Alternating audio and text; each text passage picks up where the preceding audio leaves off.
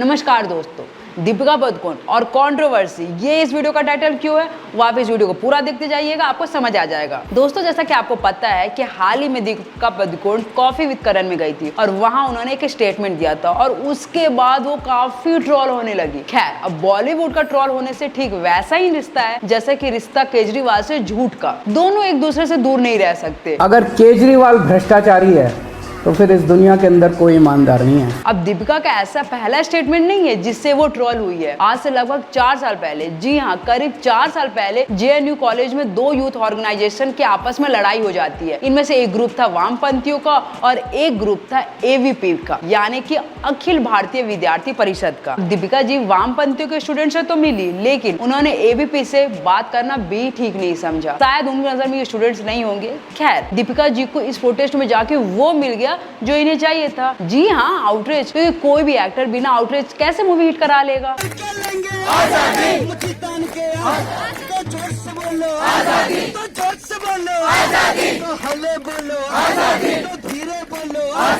दीपिका पर देश 2 हिस्सों में बंट गया है। कुछ लोग इसे फिल्म प्रमोशन का स्टंट बता रहे हैं तो कुछ बहादुरी कहकर तारीफ कर रहे हैं। अब दीपिका जी ऐसे ही कुछ साल पहले ट्रोल हुई थी अपनी फिल्म पद्मावत को लेके। अब जिनको नहीं पता उनको बता देते हैं।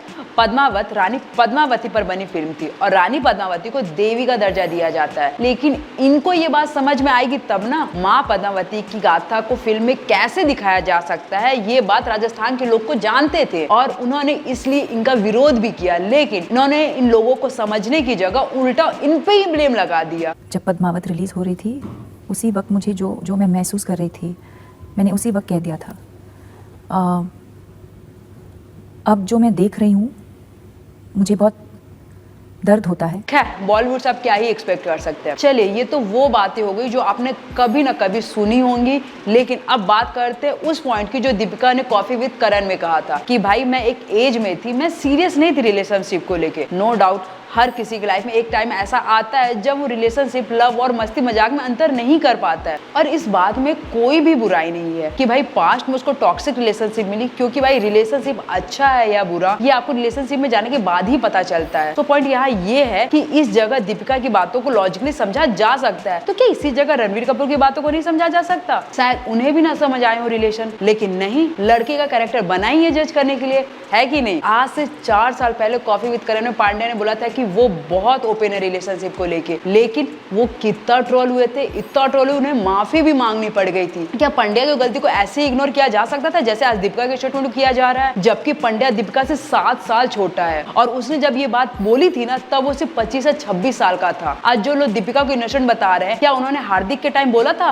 कि उसकी स्टेटमेंट को इतना मत स्ट्रेच करो? नहीं बोला था ना, क्योंकि हम सब कहीं ना कहीं हिपोक्रेट है। और स्पेशली कुछ केसेस को तो लेके देखो, हमारे पास लॉज है और वो हमारी सिक्योरिटी के लिए, ना कि किसी को ब्लैकमेल करने के लिए। हमारे पास जो शक्ति है ना, उसका इस्तेमाल हमको देश का नाम ऊपर ले जाने के लिए करना चाहिए, वरना लोग विक्टिम कार्ड से कंपेयर करेंगे आपके इमोशंस को। और इसका रीजन भी हम ही होंगे अगर हम सबको इक्वली ट्रीट नहीं करेंगे तो। आज जो सोसाइटी दीपिका के साथ खड़ी है ना, उन्हें उस कानपुर के उस कैब ड्राइवर के साथ भी खड़ा होना चाहिए था जो सड़क पे चाटे खा रहा था। क्यों? क्योंकि इक्वालिटी में हम सब आते हैं। थाने पे जब हमें ले गए तो हमने बोला साहब मेरी क्या गलती है, मुझे आप छोड़ दीजिए।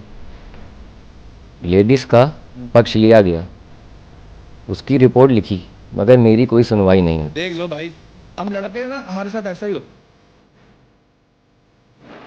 यही दीपिका पादुकोण ऐसी घोष के साथ खड़ी होती है। अब ये ऐसी घोष कौन है? ये सीए के अगेंस्ट बोलती है, ये धारा 370 के अगेंस्ट रहती है, ये किसान प्रोटेस्ट में सबसे आगे दिखती है। बुधवार को आशी घोष जामिया यूनिवर्सिटी गेट के ठीक बाहर नागरिकता संशोधन कानून के खिलाफ कई दिनों से चल रहे प्रदर्शन में शामिल हुई। आशी गई तो थी सीएए और एनआरसी के खिलाफ बोलने, लेकिन भाषण में आखिरकार असल मुद्दा जुबान पर आ ही गया। आशी ने कहा कि नागरिकता संशोधन कानून को लेकर जारी लड़ाई में हम कश्मीर को पीछे नहीं छोड़ सकते, क्योंकि संविधान में छेड़छाड़ की शुरुआत कश्मीर से ही हुई है। दीपिका ऐसी सो कॉल्ड पॉलिटिशियन के साथ खड़ा होना सही समझती है, लेकिन इनके हैंडल्स निकिता तोमर या साक्षी या नुपुर जी के लिए कुछ नहीं निकालता है। क्या ये है इक्वालिटी? भाई, अगर स्टूडेंट्स की आवाज बनना ही है ना, तो सबके बनो ना। क्या एबीपी वाले स्टूडेंट्स नहीं है? लेकिन सिलेक्टिव आउटरीच बताता है कि आपकी आइडियोलॉजी क्या है। और अब जो बोलने वाले हैं ना भाई, उसकी मर्जी, उसका जिसका मन चाहे उसको सपोर्ट करे, तो उनको जवाब है भाई इनकी मूवी सिर्फ वाम बनती नहीं देखते हैं, सब देखते हैं, पैसा ये सबसे कमाते हैं, तो इनको स्टार बनाने वाले सब लोग में हम भी आते हैं और हम सवाल पूछेंगे। या जैसे विवेक अग्निहोत्री अपना साइड क्लियर कर चुके हैं, ये भी कर ले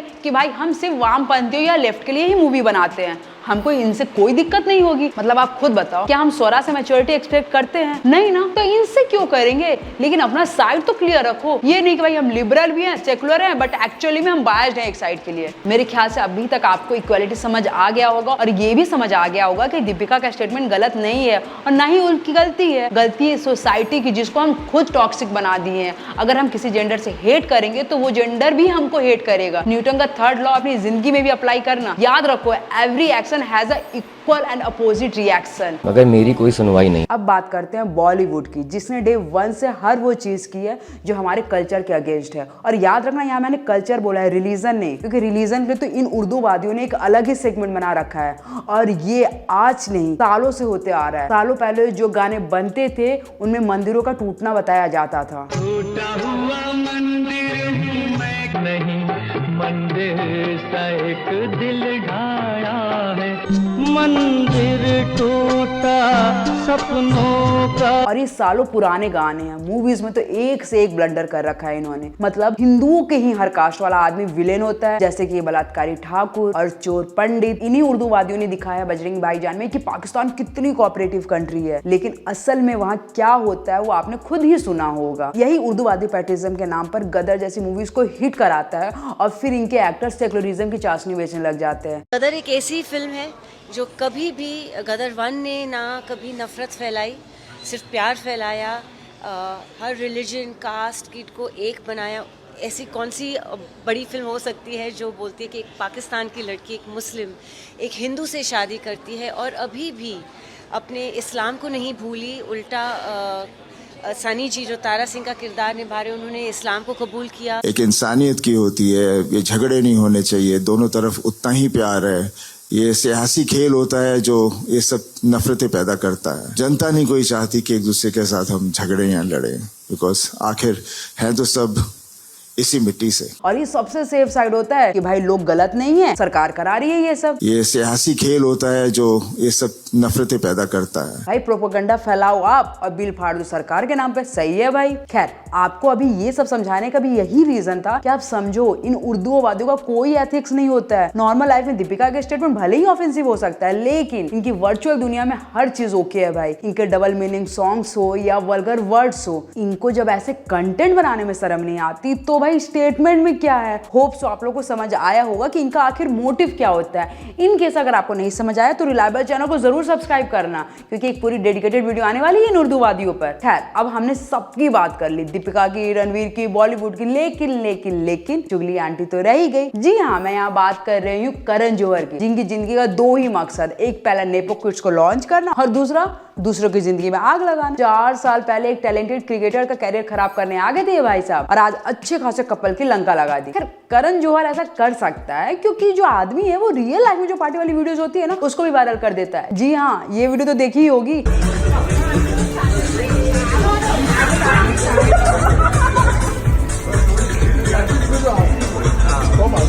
तो अगर ऐसा आदमी को पूरा सेटअप मिलेगा तो भाई वो नमक मिर्च लगा के आग लगाएगा ही। यार बॉलीवुड और करण जौहर को इन सब चीजों से कोई फर्क नहीं पड़ेगा, क्योंकि एआईबी जैसे सो कॉल्ड रोस्टिंग फॉर्मेट्स में ये ऐसी हरकतें कर चुके हैं, तो ये उसके सामने लाख गुना अच्छा है। एंड सीरियसली गाइज, मेरे लिए करण का ऐसा बिहेवियर बिल्कुल भी सरप्राइजिंग नहीं है, क्योंकि जैसे मैंने आपको पहले बताया है, ये इनके लिए फर्स्ट टाइम नहीं है। खैर, इस वीडियो पे मेरा क्या ओपिनियन था वो मैंने आपको बता दिया। अगर आपको वीडियो पसंद आए हो तो इस वीडियो को लाइक करना, इस वीडियो को शेयर करना, एंड आपका क्या ओपिनियन है उसको कमेंट में जरूर बताना, और चैनल को सब्सक्राइब करना मत भूलना, क्योंकि मैं रेगुलर होने की बहुत ज्यादा कोशिश कर रही हूँ। जस्ट मैंने आपको बताया था, लास्ट टाइम मेरी एडिटर की गलती थी, बट मैं अब खुद एडिट कर रही हूँ वीडियो, तो इसलिए वीडियो रेगुलर आएंगी। और मेरे चैनल को सब्सक्राइब करना बिल्कुल ही मत भूलना।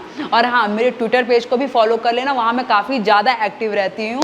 उसके बाद अगर हम इंस्टा पे भी एक्टिव होंगे तो उसका भी पेज मैं आपको जरूर दूंगी, उसका लिंक मैं अपने वीडियो पे लगा दूंगी। खैर, अगर वीडियो पसंद आई तो प्लीज़, मैं अगेन कह रही हूँ, मेरी वीडियो को लाइक करिए, सब्सक्राइब कीजिए चैनल को और ढेर सारा कमेंट कीजिए। जय श्री महाकाल।